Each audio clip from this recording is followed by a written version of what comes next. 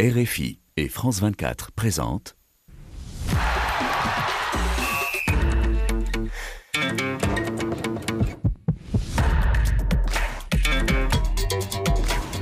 Radio Foot International, Annie Gasnier. Bonjour à tous, bienvenue dans le Café des Sports, votre rendez-vous hebdomadaire dans ce studio et avec notre équipe. Tout le monde est là pour évidemment évoquer le football et ce début de saison qui, avec la trêve internationale, était un peu interrompu, avec aussi des Jeux paralympiques que vous avez pu suivre. Mais nous revoilà sur le rectangle vert et avec nos amis. Bonjour Xavier Barré. Bonjour Annie, content de vous retrouver. Tout va bien ? Super. Ouais. Rémi, bonjour. Bonjour, et bien sûr que on est toujours en vie, les Lions indomptables du Cameroun, avec bien sûr les sélectionneurs virés, non virés, embauchés, repartis, revenus, repartis, bref, c'est la série. On en parlera quand ça sera une situation qui aura décanté, on va dire. Bonjour Frédéric Suto. Bonjour Annie. Super Bonjour de vous retrouver. Je crois que nos auditeurs vont être ravis là, que vous soyez enfin là pour leur donner de la voix. Hein. Il y a des choses à dire. Hein. Certainement, certainement. Bonjour Marc Lesbras. Bonsoir Annie. Merci d'être Merci là à vous. aujourd'hui. Je suis de retour, tout va bien. C'est à vous qu'échoit le rôle d'arbitre aujourd'hui. Hein. Arbitre de nos deux compères, vous les connaissez bien. Oui, ça va aller. Je pense que ça va aller. Je pense qu'il n'y a pas de lion affamé dans cette salle.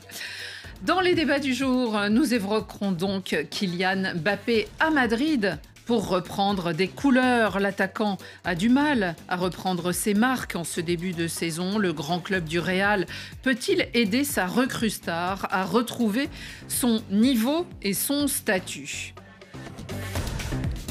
Le Real à la Real. Les Merengues joueront leur prochain match à San Sebastián face à la Real Sociedad qui a déjà besoin de se racheter. Alors qu'en Angleterre, le derby du nord de Londres promet du spectacle avec des Spurs de Tottenham désireux de briller cette saison et des Gunners d'Arsenal prêts, eux, à batailler une fois encore pour le titre.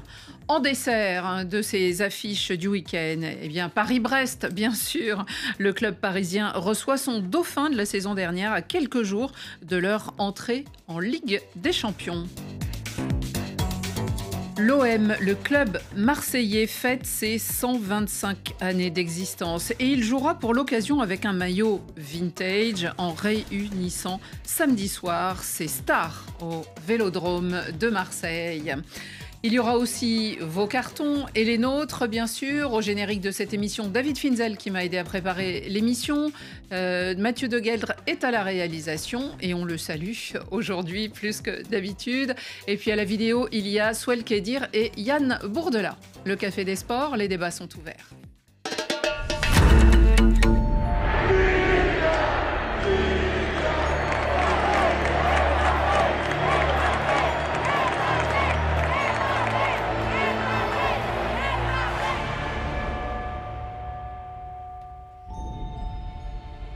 Tout est nouveau pour Kylian Mbappé en ce début de saison en Espagne. Et ce pourrait ou ce devrait être, en tout cas on va en parler, un atout pour notre kiki national qui ne vit pas sa meilleure période. Décevant et contesté chez les Bleus durant les matchs internationaux avec l'équipe de France, en guerre salariale avec le club pour lequel il a joué durant cette saison et en pleine adaptation chez les Merengues. Sa chance, sans doute, en tout cas peut-être est-ce votre avis, c'est qu'il peut reprendre son foot presque à zéro, en tout cas dans une institution où il était attendu, où il était désiré et où il lui suffira peut-être de se concentrer sur son football. Est-ce sa chance ? Est-ce une opportunité à ne pas manquer, Marc Lesbras ? C'est déjà une opportunité pour lui d'évoluer. Alors, je vais être un petit peu dur, c'est-à-dire de progresser, d'avancer, parce que ce rôle aujourd'hui de neuf, on sait qu'à Paris, il ne voulait pas être un neuf. En équipe de France, il ne veut pas être forcément le neuf, il voulait sur un côté gauche. Le problème, c'est côté gauche, il y a un des meilleurs joueurs du monde qui peut-être va être le meilleur joueur du monde, c'est Vinicius. Même si on va oublier le début de saison, on parle de ce que fait Vinicius depuis 4 ou 5 ans, de ce qu'il est capable de faire. Donc aujourd'hui, dans ce système-là, où il faut jouer au foot, où il faut faire des efforts, où il faut jouer pour les autres, on l'a pas habitué à ça. À Paris, il a tout fait à Paris. Mais tout ce qu'il voulait lui. Et on l'a vu, il a pu faire sauter des entraîneurs, il a pu faire sauter... Donc aujourd'hui, il faut qu'il apprenne. Je pense qu'il est capable de le faire. Maintenant, il faut savoir s'il lui a envie. Et après, il faut être très franc. Est-ce qu'il va retrouver son niveau? Parce que le Kylian Mbappé que l'on a connu il y a encore 1 an ou 1 an et demi, on n'arrive pas. Alors on me dit, oui, mais vous comprenez, des transactions, problème avec Paris, on lui doit de l'argent. Enfin, Non, puis physiquement, il a changé aussi. Physiquement, il a changé. Moi, je pense qu'avec Pintus, il y a peut-être un gros travail physique qui est fait et qu'il n'est pas forcément habitué. Je mets ce bémol-là, me disant, voilà, Pintus, la prépa, préparation physique au Real. Qui a eu Zidane, qui est toujours dans la maison meringuée, moi je l'ai croisé à l'époque, l'Olympique de Marseille, quand il était sous Deschamps, le dernier titre de l'OM, les joueurs travaillent beaucoup. Donc ça se passe plutôt.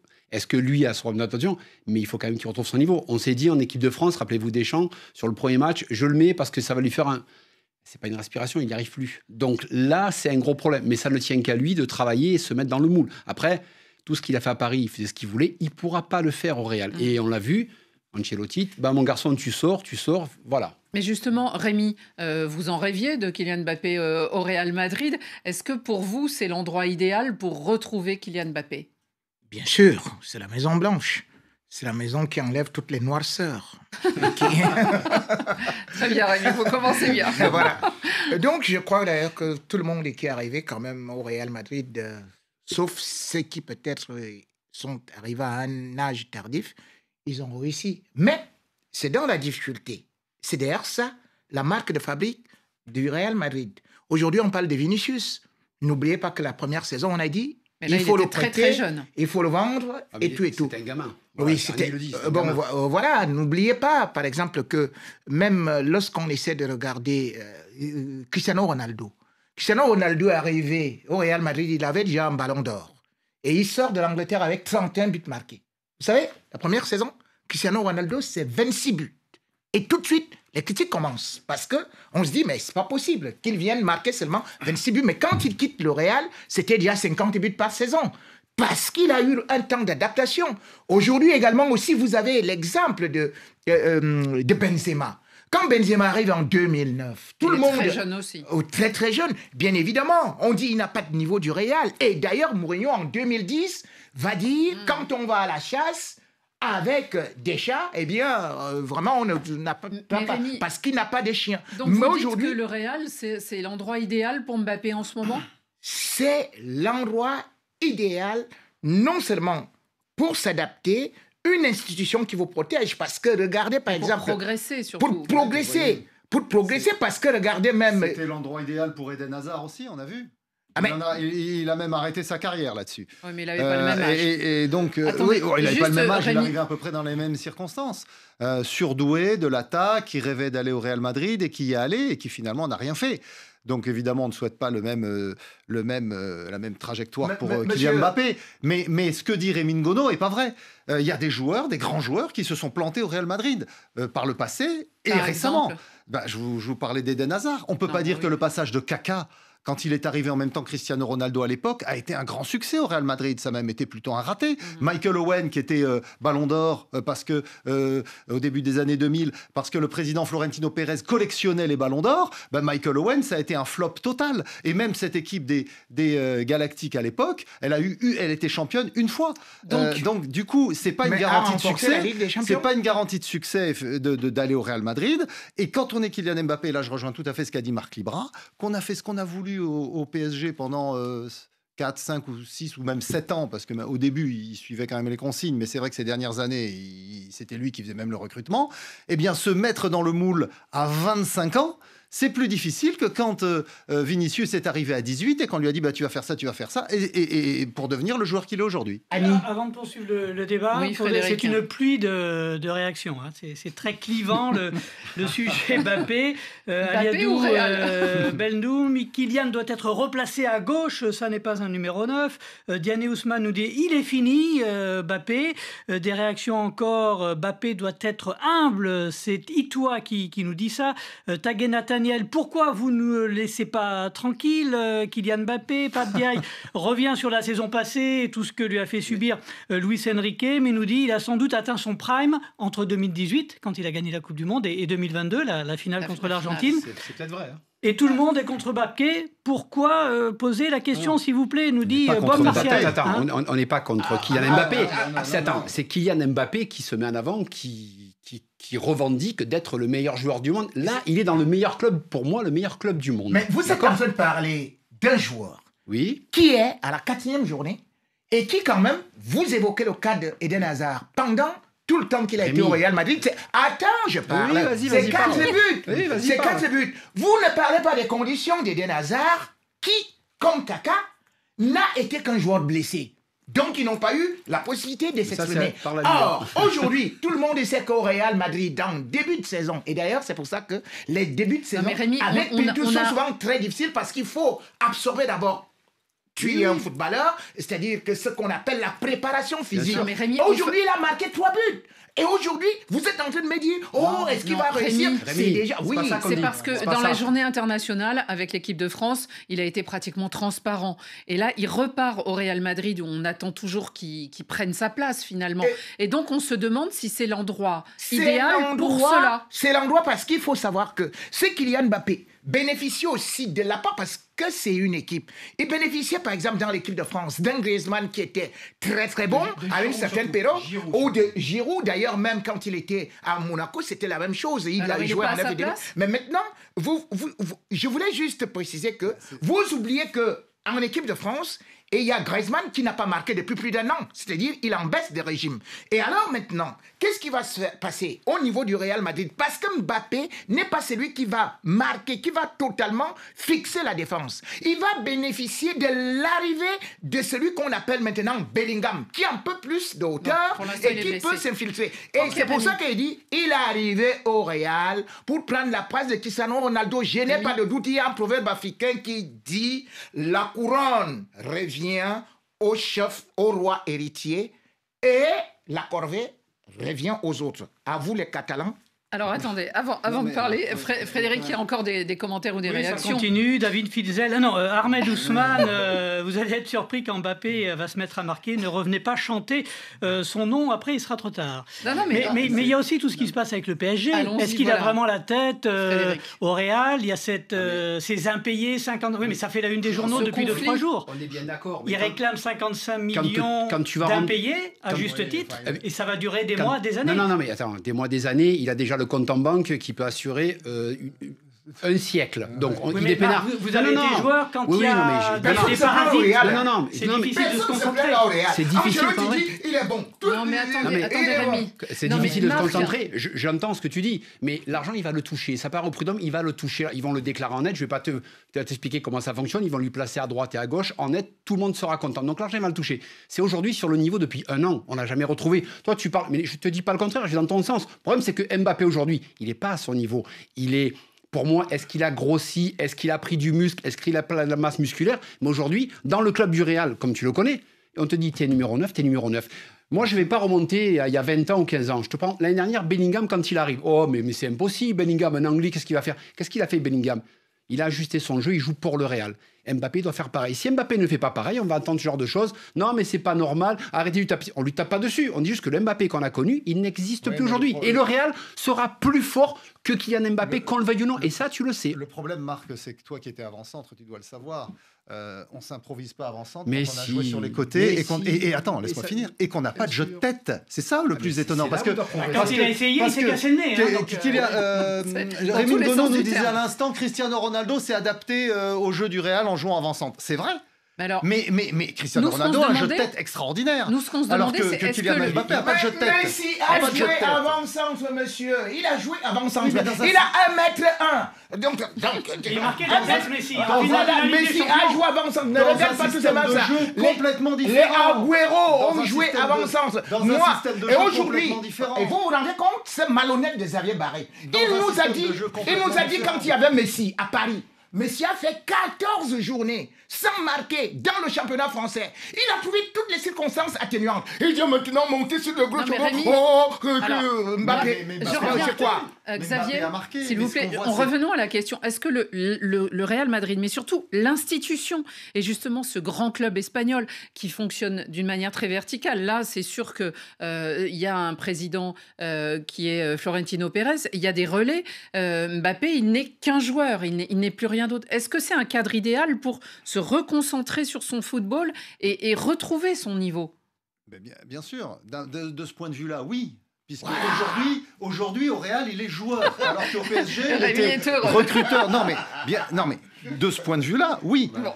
Mais maintenant, ce qui est une évidence qu'a d'ailleurs évoqué tout à l'heure Marc Libra, c'est que vous arrivez au Real Madrid dans un vestiaire de champion d'Europe. Vous avez 2 ou 3 joueurs qui prétendent au Ballon d'Or et qui n'ont pas du tout envie de servir la soupe à Kylian Mbappé, surtout qu'ils ont trouvé un système de jeu qui était très efficace. Il y a des joueurs qui sont partis, et puis il y a Carlo Ancelotti. Oui, mais vous croyez que Vinicius, sincèrement, il est content de laisser briller Mbappé, alors que lui... La preuve, c'est qu'il lui a donné le Bellingham parce qu'il y a du... C'est lui qui a demandé. Il a écrit à Kylian Mbappé de venir. Ça c'est bien passé. Il peut créer les intrigues là où il n'y en a pas. On a connu ça au PSG aussi, où il y avait eu l'embrouille entre Cavani et Neymar pour qui tirait les pénaltys. Oui, le Facebook Live, Marcel Bayala, je ne sais pas s'il est médiateur dans la vie, mais Xavier, vous êtes trop dur avec Mbappé. Il vient d'arriver dans le meilleur club du monde, donc il doit s'adapter et apprendre beaucoup. Le Real, c'est une école. C'est ça. Bon, mais on verra. Mais vous pensez non, mais est-ce que vous...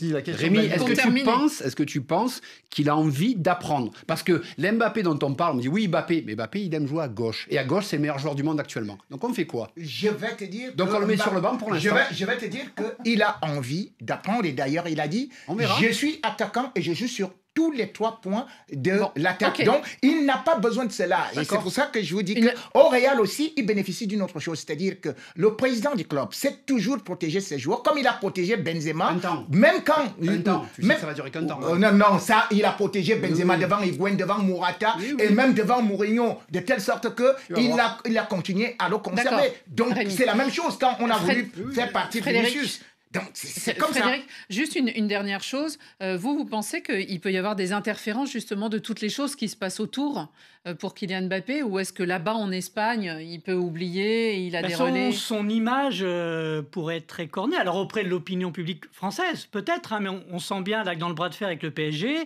les dirigeants parisiens, ils jouent là-dessus. Il n'y a pas de cadeau ni d'un côté ni de l'autre. Et il y a un côté Mbappé déloyal, malgré les 256 buts marqués avec Paris. Maintenant, on oublie tout ça, et c'est le Mbappé qui réclame son argent.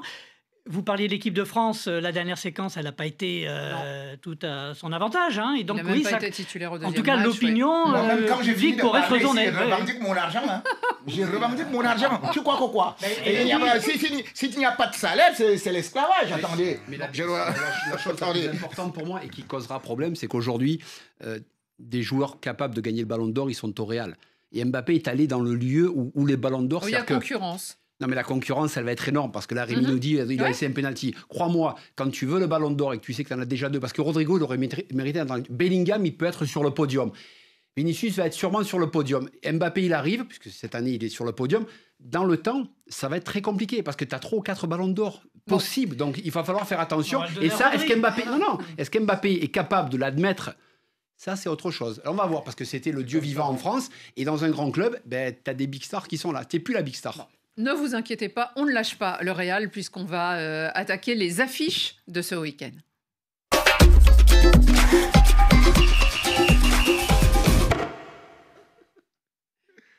On adore ici les ambiances très chaudes. Hein, je les ai éteints, les deux. C'est bon.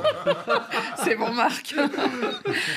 Alors, c'est justement dans la très chaude ambiance du stade Anoeta, qui se trouve à San Sebastián, à la frontière entre la France et l'Espagne, dans le Pays Basque, qu'ont rendez-vous les merengues. Ils sont attendus de pied ferme par une équipe de la Real Sociedad, qui a terminé 6e la saison dernière, mais qui n'a pas trop bien commencé sa saison. Elle n'a pas gagné, je crois que c'est une victoire en 4 journées.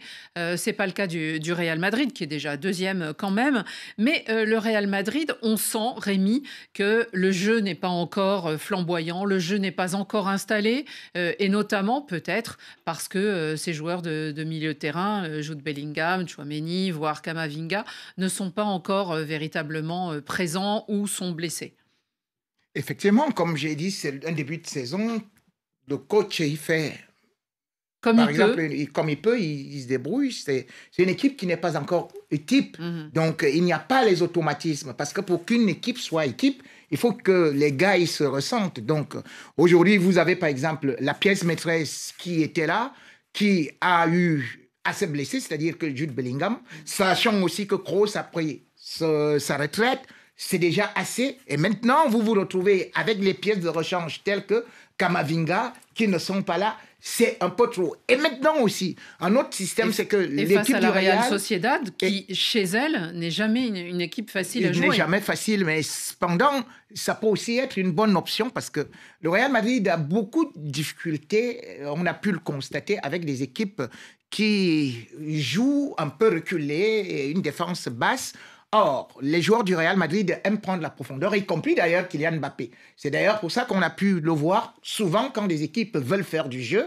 Kylian Mbappé est beaucoup plus à l'aise que dans les petits espaces. Donc aujourd'hui, je crois que la machine Real est en train de se huiler, la machine est en train de se mettre en place. C'est vrai qu'aujourd'hui, on devrait avoir des difficultés. Par exemple, Carvajal a beaucoup joué, de telle sorte qu'on sera obligé, par exemple, de titulariser au niveau du latéral droit Vasquez, ce qui va encore compliquer parce qu'aujourd'hui, le seul joueur qui joue pratiquement tous les matchs sans se fatiguer, c'est Valverde. Xavier, Pardon. Vungu nous demande, Rémi, je vous laisse réfléchir quelques secondes, mais il a besoin d'un proverbe africain. Donc bon, réfléchissez.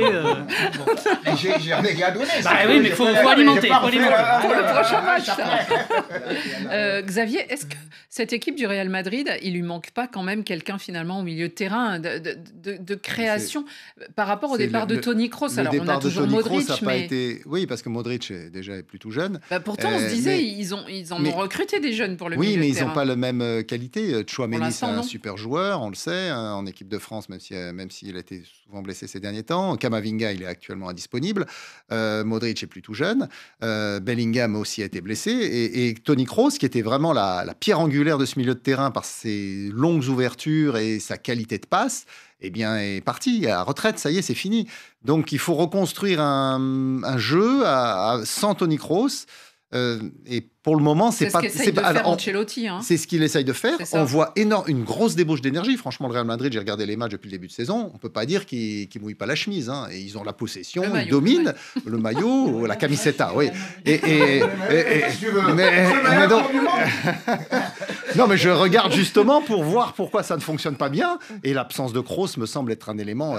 Pour l'instant, je t'ai dit Xavier Barré, et comme il voulait dire là que ça ne fonctionne pas bien, je dis, le Real Madrid, tu le sais, et je t'ai dit l'année dernière, quand tu disais la même chose, j'ai dit que, attends, Real Madrid, lorsque nous entrons dans les phases décisives, janvier, surtout février. C'est là où tu vois le Real Madrid. C'est-à-dire qu'aujourd'hui, tu vois tous les petits bruits là, les gens s'avancent et tout, mais il y a un proverbe africain, comme on m'en revendique, c'est que, t'as un arbre avec des racines solides, se moque de la tempête.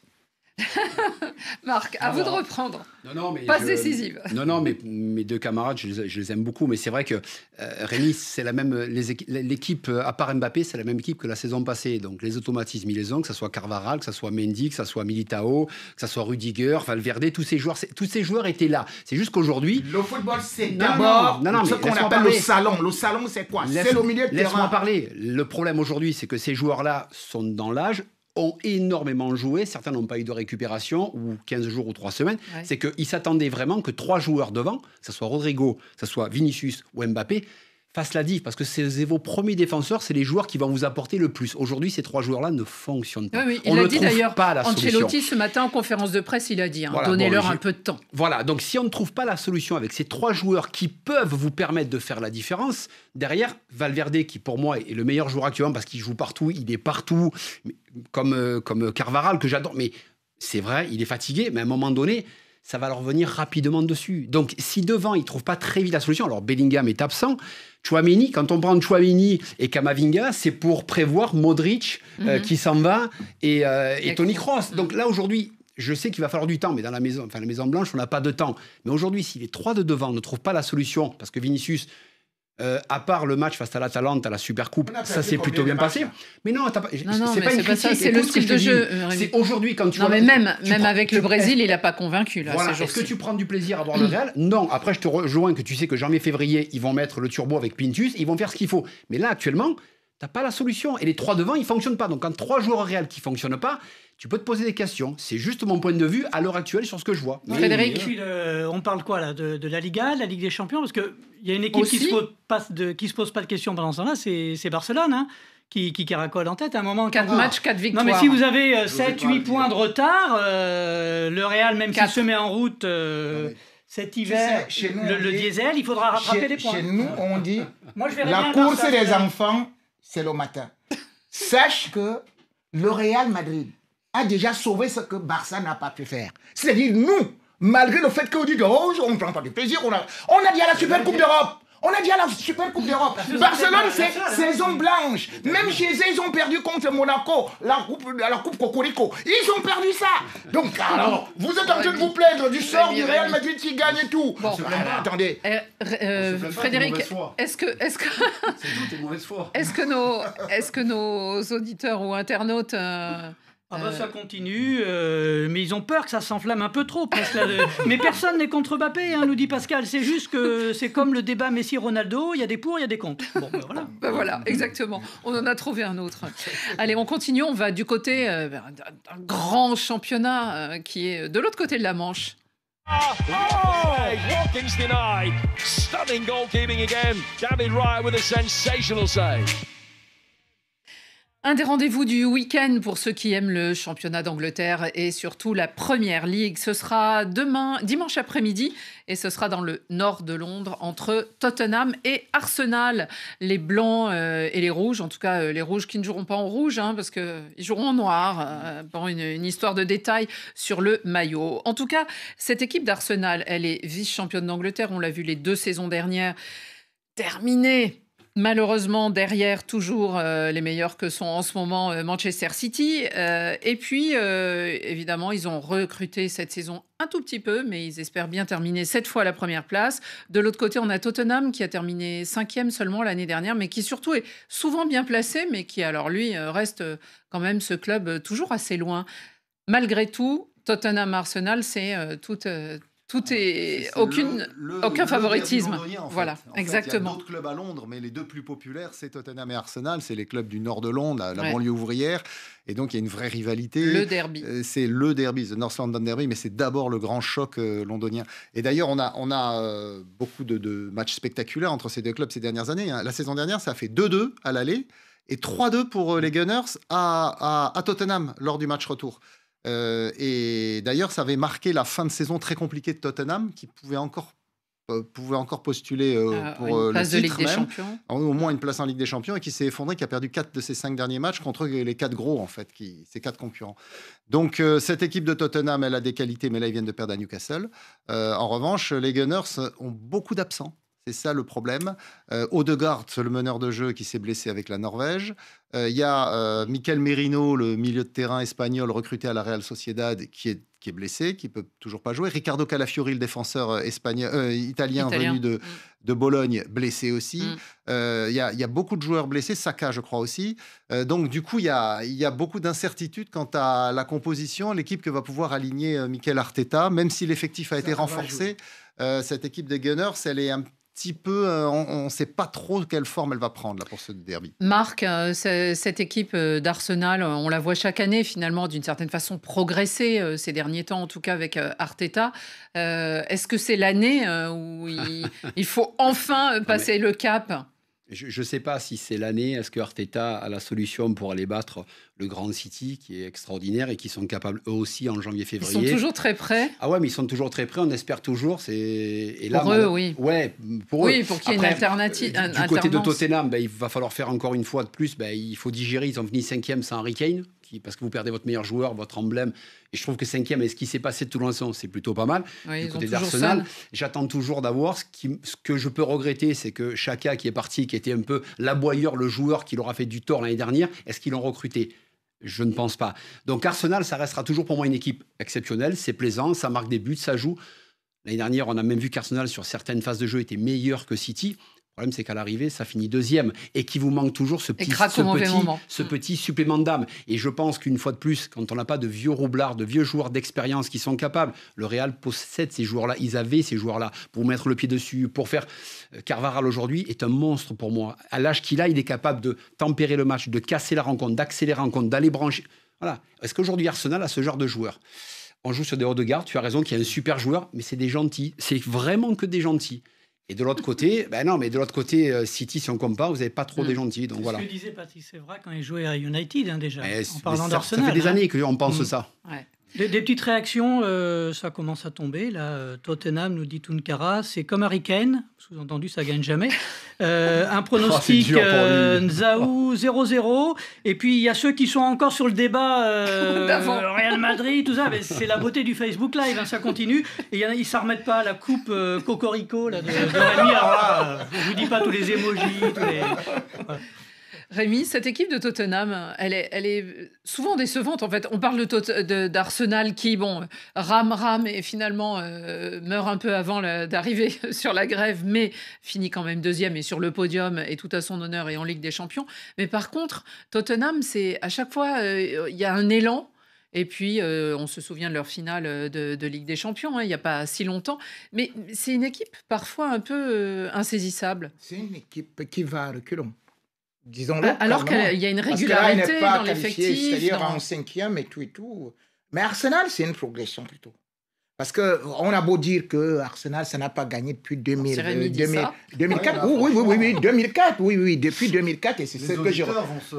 Mais attends, c'est pour ça que je disais justement qu'il fallait que Wenger parte à une certaine période pour qu'on puisse voir quelque chose qui va apporter encore du renouveau. Et on a pu voir... Mais attends, mais si tu dis qu'ils n'ont pas gagné... mais Arsenal ne se qualifiait même plus en Ligue des Champions. Mais là, en 2023, s'il te plaît, en 2023, Arsenal finit 2e avec 5 points d'écart sur City. L'année dernière, 2 points. C'est 2 points d'écart. C'est-à-dire que vous voyez qu'il y a une progression. Et aujourd'hui, en début de saison, par exemple, on va dire, Arsenal aujourd'hui, c'est un but encaissé pour 5 inscrits. Donc 2 victoires, 1 match nul. C'est une équipe qui a une certaine logique. C'est vrai quand même que... Brighton, qui est une équipe qui est 3e aujourd'hui. Et à 10 contre 11, d'accord. Donc, ça ne veut rien dire parce que justement, vous allez voir que même le Real Madrid a parfois été éliminé par des équipes de 3e division. Moi, ce que je vais trouver, c'est que justement, aujourd'hui, il y a une certaine cohésion, une ligne directrice en ce qui concerne le jeu d'Arsenal. Et même quand vous regardez derrière, ça défend très très bien. Vous dites qu'il n'y a pas les aboyeurs, mais Gabriel, c'est un bon aboyeur également. Il va dans le choc et tout. Bien évidemment, Odegaard, c'est un gars gentil. Mais Modric, c'est aussi un gars gentil. Et c'est presque dans la même optique. Je crois que c'est lui qui va aussi leur manquer. Un autre aboyeur, c'est Rice. Même s'il est un peu jeune, mais il est suspendu. Donc moi, je me dis, c'est une équipe qui peut faire. Et d'autant plus que lorsqu'on essaie de regarder quand même au niveau des statistiques, sur 10 rencontres, Arsenal a quand même 5 victoires. Avec City, ce que City est en train de faire et qu'Haaland a digéré sa première saison à plus de 45 buts, il faut qu'il se dépêche, parce que là, il leur laissera pas de place. Haaland marque toujours contre Aubervilliers. Allez, je vous l'avais promis, on passe au dessert. Garçon, on t'arrivera à l'Espagne. Rendez-vous au Parc des Princes entre les deux équipes qui, l'année dernière, avaient terminé aux premières places de ce championnat, entre le Paris Saint-Germain, champion de France, et Brest, vice-champion, dauphin, et qui jouera donc cette semaine son premier match de son histoire de Ligue des Champions. Brest, qui a du mal quand même à entrer dans sa saison. Est-ce qu'il y a de la place au suspense pour vous, Marc, sur ce match ? Non, pour moi, il n'y a pas photo. Je pense que Paris, ce qu'ils nous ont montré sur les 3 premières journées, Ça déroule, ça prend du plaisir. Ils ont marqué 13 buts, ils en ont pris 2. Hein. Oui, mais en fait, les 2, tu les prends parce que tu ouvres et tu joues et tu ne t'arrêtes pas. C'est-à-dire que là, aujourd'hui, tu n'as plus un joueur qui peut te bloquer parce qu'il y avait les consignes pour un joueur. Là, c'est 11 joueurs qui jouent. Et tu te régales et tu vois des joueurs. Et puis, on retrouve certains joueurs qui marquent. Ah ben tiens, Colomboigny qui est remplaçant mais qui rentre, qui marque, qui fait la différence. Donc, il y a beaucoup de plaisir, beaucoup de joie dans cette équipe et ça fait plaisir de voir ça. Et côté brestois, moi, je suis très, très inquiet parce que ça va être très, très, très compliqué, même pour leur saison, parce que n'oublions pas que c'est historique. Brest attend la Ligue des Champions. C'est-à-dire que là, vous savez que vous préparez la saison dans un coin de votre tête. Pense à ça. Vous courez en montagne à 6h du matin, à 10h, et vous entendez la Ligue des Champions, et vous l'attendez. Donc, leurs 2 premières rencontres, ils sont passés un petit peu à travers. La 3e, ils sont bien repris. Là, il y a Paris, et là, il y a c'est Sturm Graz qui arrive, je crois, il me semble. Waouh, et ça peut être très violent et on va voir si... Pour commencer la Ligue des Champions, c'est mieux que le Real Madrid qui non, mais c'est pas ça. Non, c'est pas ça. Ils vont rentrer avec la musique des champions. C'est-à-dire que la plupart des mecs ne l'écoutent qu'à la télé et le jouent en jeu vidéo. Donc là, ça n'a plus rien à voir. On est dans un autre monde. Donc j'espère pour eux que ça va fonctionner, mais ça me paraît difficile. J'étais inquiet pour Brest, effectivement, il y a encore quelques jours, et on en avait déjà parlé dans cette émission. Mais le recrutement qu'ils ont fait sur le Gong, parce qu'ils n'avaient pas d'argent, Greg Lorenzi, le directeur sportif, qui d'ailleurs était sollicité par d'autres clubs, a fait un travail formidable avec Éric Roy pour récupérer des joueurs, des prêts, parce qu'ils n'ont pas les moyens financiers de les embaucher. Donc ils ont récupéré plein de joueurs en prêt, des gars qui viennent avec la volonté de jouer cette Ligue des Champions, de faire une saison. Que pour ça. Bien sûr. Mais du coup, l'effectif, il est conséquent. D'effectif, il est conséquent. Dis pas du mal. L'Atlantique. L'effectif, il est conséquent. Éric Roy, il a de quoi faire tourner, garder tout cet effectif mobilisé. Ils ont récupéré le petit Camori Doumbia qui était parti et finalement Reims l'a pas gardé, il est revenu. Ils ont plein de très bons joueurs qui sont là avec un vrai objectif. Ludovic Ayork à la place de Steve Bounier devant, Ajorc à la place qui est prêté par Mayence. Donc voilà, il y a un vrai groupe et surtout il y a cet état d'esprit que Éric Roy a tenu vraiment à préserver. Je pense que ça peut être quand même une belle surprise. Juste très rapidement, Gordon qui s'inquiète quand même pour les Brestois en Ligue des Champions. Brest sera donneur de points universels. C'est pas mal. D'ailleurs, ils vont commencer par battre le Sturm Graz. En quelques mots, cette équipe ces 2 équipes, finalement, c'est une jolie peut-être mise en jambe pour les matchs de Ligue des Champions qui les attendent. Les uns pour se tester, comme les autres. Quand on voit quand même la situation de Brest, je ne sais pas si Xavier Barret a regardé ça sur des jeux vidéo. Je confirme. Parce que franchement... J'ai vu qu'ils ont perdu contre l'OM. Oui, l'OM 5, ils ont quand même pris 5. Donc, oui, mais c'était le premier match. Oui, mais attendez, même comme ils sont revenus là, mais je dis quand même que lorsqu'on regarde l'effectif de Brest, et puis lorsqu'on regarde même les confrontations, mais sur celui de confrontation, Brest n'a fait nul qu'une seule fois contre Paris Saint-Germain. Comment est-ce qu'ils vont faire face à ce Paris Saint-Germain qui déroule aisément? De toutes les façons, moi, il y a un proverbe africain qui dit la morsure de la brebis ne traverse jamais la peau. On termine cette séquence avant les cartons. On voulait faire plaisir à Marc Libra. Pour ce club, pour ces grands hommes, ces grandes femmes qui dans leurs grands gestes font de grandes choses, pour ces grandes équipes, ces grands bains de foule, ces grandes liesses populaires, pour cette grande ville, je ne sais pas si j'ai été fou, si j'ai eu la folie des grandeurs, mais quand j'ai vu cette passion, j'ai toujours su qu'elle survivrait.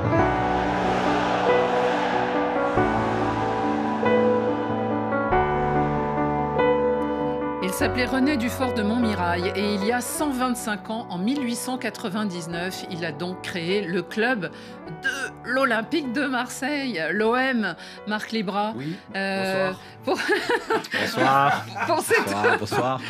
Marseillais devant l'éternel. C'est un anniversaire. L'OM aime les marquer, ne pas oublier son histoire, les dates. Et là, en plus, pour l'occasion du match samedi soir au Vélodrome, eh bien, ils reçoivent Nice et ils les recevront avec un maillot vintage. Ceux qui nous regardent peuvent en voir l'image. Qui est superbe. Qui est très joli, un maillot historique, classique et peut-être déjà collector. Ils ont refait une reproduction comme à l'époque avec un petit col un petit peu vintage. Et ce logo, ce qui est drôle, c'est que moi, quand je suis arrivé à l'OM en 88-89, on avait ce logo parce que le logo a été modifié, il a bougé. J'ai eu ce logo 2-3 fois. Ce qui est beau, c'est qu'aussi les sponsors sont en blanc, ton sur ton, parce que je trouve que l'importance, c'est juste le logo. Et oui, c'est sublime. Outre le merchandising, c'est quand même très réussi et c'est quand même très beau. Et puis pour fêter 125 ans, il va falloir qu'il batte Nice, quoi. Mais c'est quand même une très belle chose. Une très belle photo qui illustre ses 125 ans. Elle a été prise à Marseille et elle réunit plusieurs générations autour d'un ballon en cuir, vraiment ceux qui étaient cousus à la main, avec des crampons aussi un peu historiques. Et là, sur cette photo... Vous avez beaucoup de buteurs déjà, avec Scoblar, avec Papin, avec Mamadou Niang. Il y a aussi... c'est vraiment Rongier, la nouvelle génération. La nouvelle génération. Donc oui, c'était une très belle photo. D'ailleurs, j'avais été invité, parce que l'événement s'est passé la semaine dernière, lundi dernier, au Domaine Tigana. Et on était tous réunis. Entre Longoria, les Marseillais. Tous les Marseillais, tous les anciens. Bon, je n'ai pas pu parce que je travaillais, mais c'est vrai que c'est plutôt intéressant et c'est très bien de faire ce genre de choses. Parce que le peuple marseillais, le Vélodrome, adore ce genre de choses. On voit de Montmirail qui nous explique, il parle il y a 125 ans, on a l'impression que il parle d'aujourd'hui, non ? Que c'est contemporain. Ouais, voilà, ça bouge pas, ça a 125 ans. Et Marseille, évidemment, on continuera à en parler tout au long de cette saison, même si notre Marseillais de l'équipe va prendre le large. Mais j'espère qu'il continuera, Mathieu De Gueldre, à écouter Radio Foot International. On parlera de l'OM, Mathieu, et cette saison devrait être belle. Allez, on continue et on termine par les cartons, bien sûr. Carton jaune. Un carton là. Qui sort un carton jaune. Ouh là là là là, carton rouge. Carton rouge. Dans la confusion. Carton vert. Extraordinaire.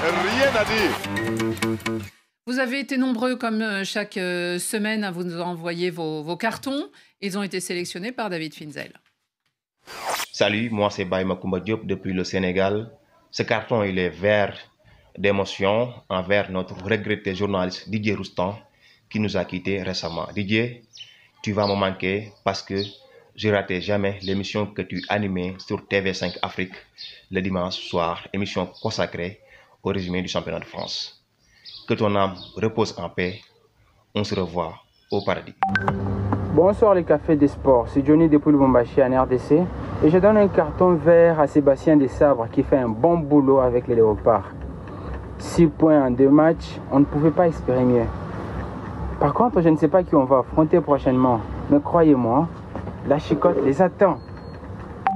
C'est Mamadou depuis la Guinée-Conakry. Je donne un carton rouge au Sélectionneur national de Guinée pour le fait qu'ils ont disputé 2 matchs sur les phases éliminatoires de la CAN et 0 victoire. Carton rouge au Sélectionneur national de Guinée.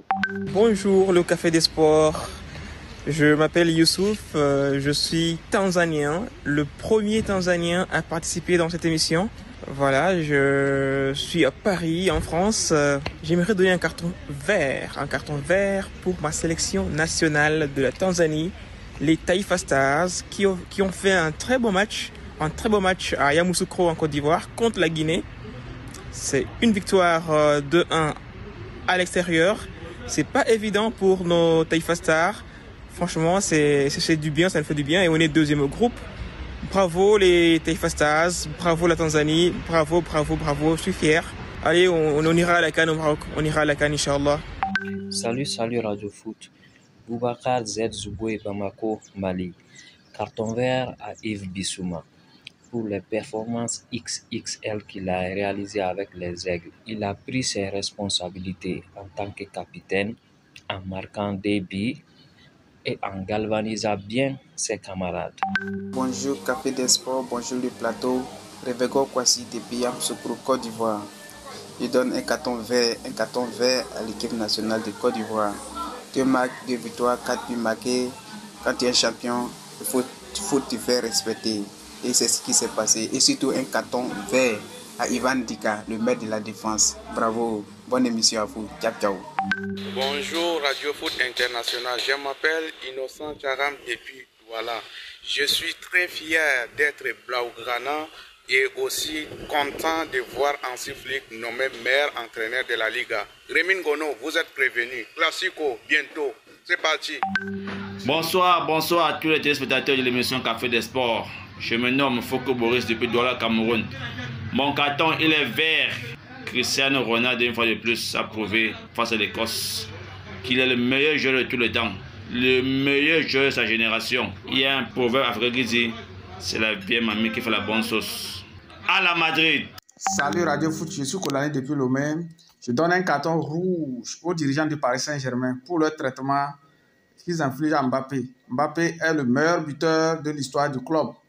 C'est une légende pour ce club. Ils doivent se ressaisir. Bonne émission. Salut Radio Foot International, c'est Diallo Ibrahima Sori depuis Conakry. Je donne un carton vert au dirigeant d'Arsenal pour avoir prolongé Mikel Arteta. J'espère qu'il va remporter assez de coupes les prochaines années. Merci, ciao, ciao. Bonjour le Café des Sports, je m'appelle Rodrigue Kam, originaire du Burkina Faso, résident en France. J'ai du mal à trouver un carton parce que j'ai une pensée pour Didier Roustan qui nous a quittés malheureusement, qui nous a fait aimer le foot. Car il était pris, je l'ai connu sur la chaîne L'équipe. Et une pensée, si on peut trouver une carton de couleur arc-en-ciel pour lui. Merci et bon café à vous. Bye. Merci à tous pour tous ces cartons, d'avoir été fidèles au rendez-vous hebdomadaire. Et nous aussi, à Radio Foot International, on voulait mettre un carton de toutes les couleurs à la couleur de ses chemises, ces fameuses chemises à Didier Roustan, pour toute son œuvre, le goût du football et du beau football romantique qu'il nous a donné. Lui qui était né à Brazzaville, où retourneront ses cendres, et qui aimait autant le football d'Amérique du Sud que celui de tous les continents. Et Frédéric, vous aussi, vous étiez dans la même tonalité. Oui, je crois que tous, là, on a envie de s'associer à ce carton, rendre hommage à Didier. Moi, j'évoquerai un petit souvenir. J'ai passé quelques années en Australie. Et à l'époque, quand vous êtes là-bas, vous êtes très très loin de tout. Il y a le décalage horaire. Le foot européen, vous ne le voyez pas. Les chaînes ne diffusent pas. Et puis des fois, vous avez un peu le blues. Et le soir, je mettais les podcasts de Didier Roustan. Et vous savez, quand il partait seul face à la caméra, il disait, bon, aujourd'hui, on ne va pas être très, très, très long. Et puis, il partait sur Diego Maradona. Et ça durait 1 heure, 1 heure et quart. Il était tout seul, mais on était captivés, comme s'il nous racontait une histoire. Et j'ai passé des mois à écouter ces podcasts sans en manquer un. Son portrait sur le site de RFI.fr s'appelle d'ailleurs Didier Roustan, conteur d'histoire. Il y a beaucoup de cartons rouges aujourd'hui, alors on va commencer par le carton vert, Xavier Barré. Oui, un peu dans la veine de ce que disait à l'instant Fred.